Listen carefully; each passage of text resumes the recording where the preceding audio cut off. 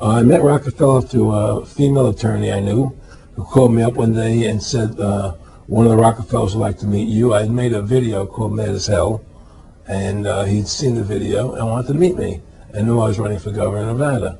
So sure, I'd love to meet him. And I met him and I liked him, and he was a very, very smart man.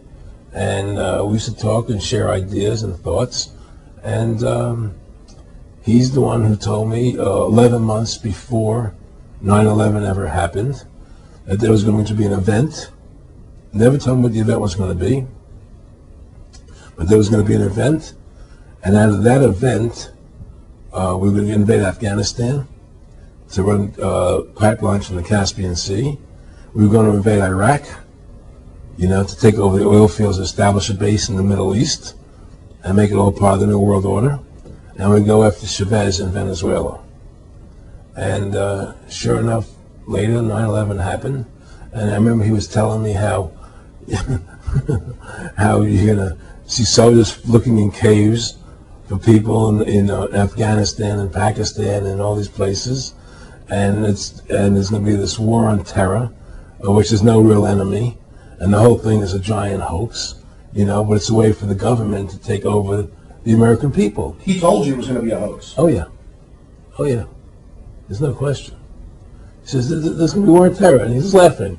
There's no who are we fighting? I mean, why do you think 9/11 happened, and then nothing's happened since then?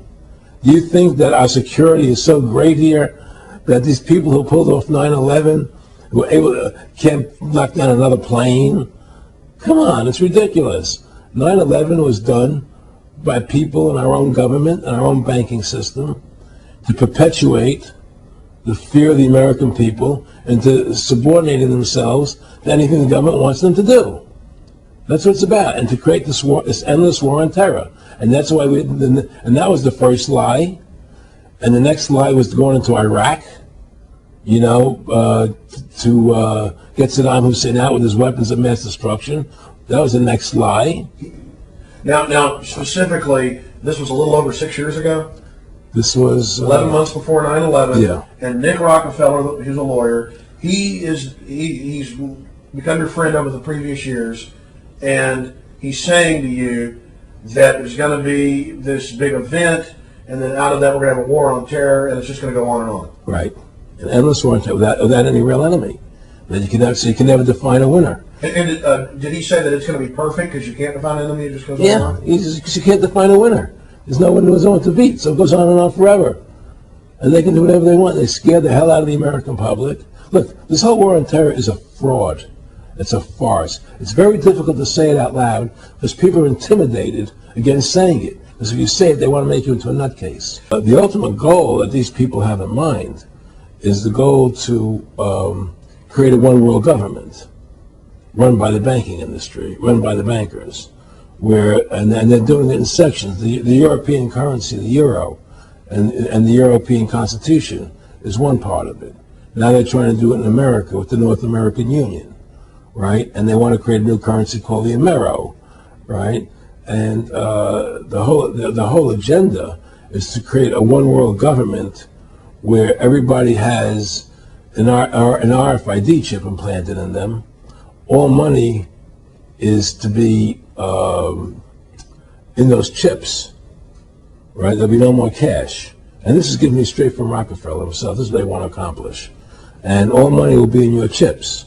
And so instead of having cash, anytime you have money in your chip, they can take out whatever they want to take out whenever they want to. If they say you owe us this much money in taxes, they just deduct it out of your chip digitally. Total control. Total control.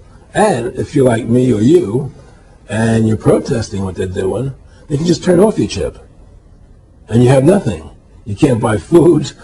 You can't do anything. It's total control of the people. So they were trying to recruit you, and didn't it come down to the point of, hey, we are here to recruit you, and don't worry, your chip's going to say, don't mess with us. This guy's don't touch. Yeah, yes, that did happen. Now, I was definitely being recruited, but it's more subtle than that. Well, in your words, just go through the process, and then what do you say? Well, what it is remember, we were friends, and we used to go to my house a lot. We'd have dinner, we'd talk, and he'd tell me about business investments that he'd get involved in, or they would help me with this business investment or that business investment.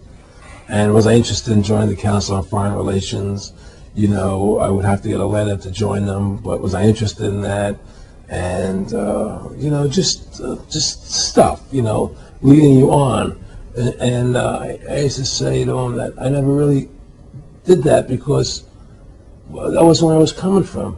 As much as I like you, Nick, your ways and my ways we're on the opposite side of the fence. I don't believe in enslaving people.